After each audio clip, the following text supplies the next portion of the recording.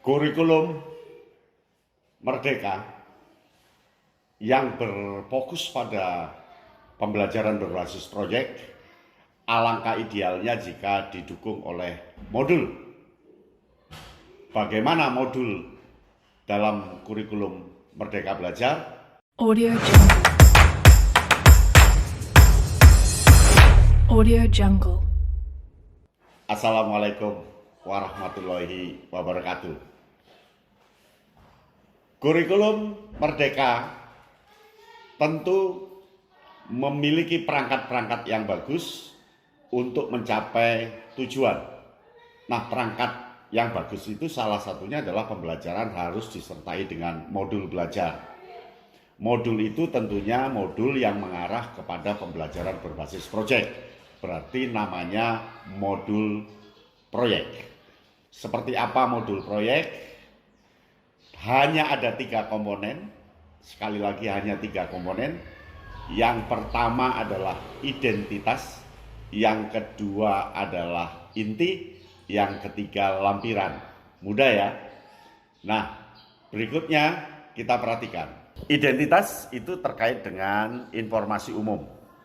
Jadi informasi umum itu terdiri atas 4. Yang pertama itu identitas penulis modul, kemudian di situ disebut nama Anda, guru apa, sebutkan di situ. Kalau 1 penulis ya cantumkan 1, kalau 2 penulis ya 2. Selanjutnya sarana dan prasarana, itu sebutkan sarana dan prasarananya apa, apakah meja, komputer, kemudian teleskop, alat apa yang dipakai untuk menyelesaikan modul itu tentu berkaitan dengan proyek yang dijalankan anak.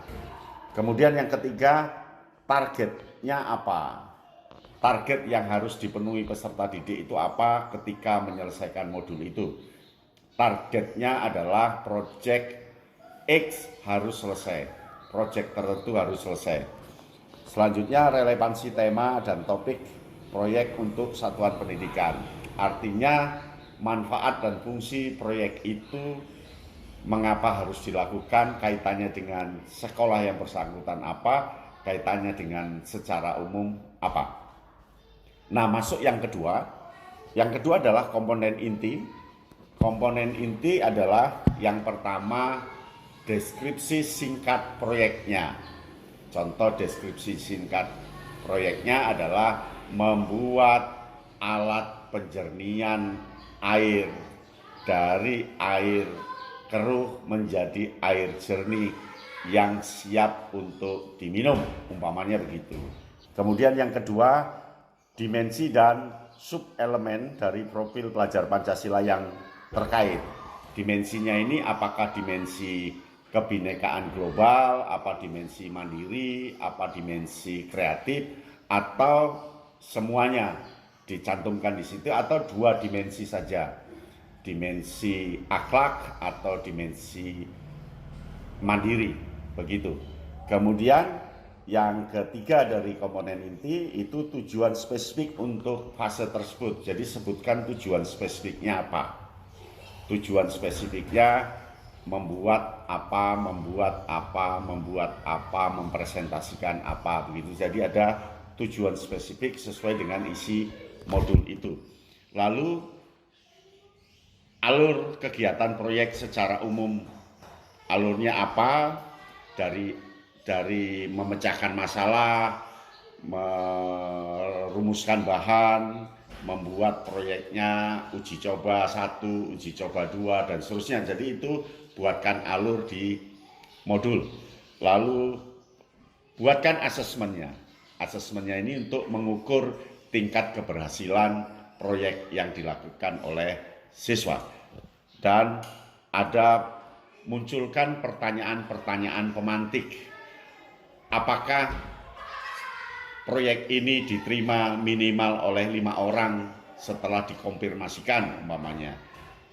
Beri pertanyaan-pertanyaan pemantik, pertanyaan itu yang mampu membuat berpikir lain siswa ketika mengerjakan proyek. oh iya ya, berarti perlu ini ya. Iya ya, berarti perlu ini. Begitu.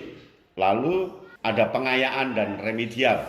Jadi apa yang harus diulang lagi, apa yang harus diperbaiki lagi ketika proyek itu diuji coba 1, diuji coba 2, sehingga ada pengayaan dan remedial, pengulangan pembuatan proyek ketika salah satu komponen proyek itu belum terpenuhi.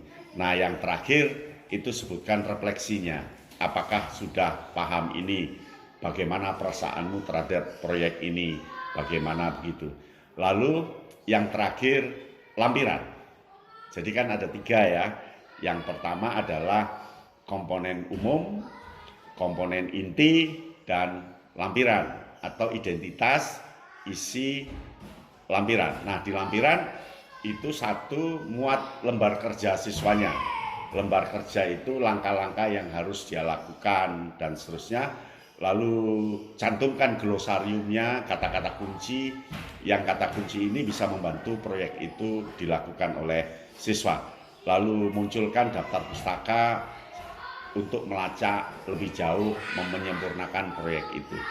Dan itulah urutan modul yang bisa Anda pakai, bisa membuat sendiri. Lebih bagus membuat modul sendiri, guru-guru membuat modul sendiri daripada kita mengambil modul-modul orang lain yang memang banyak di internet, banyak di dunia maya, tapi kan konteksnya berbeda, situasinya berbeda.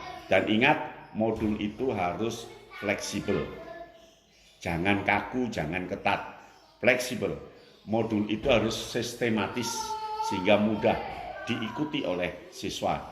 Dan modul itu harus komprehensif, artinya memenuhi semua komponen yang disyaratkan dalam sebuah proyek itu. Jadi 3 syarat saja, fleksibel, ya fleksibel itu supaya anak bisa bebas bergerak dan sebagainya.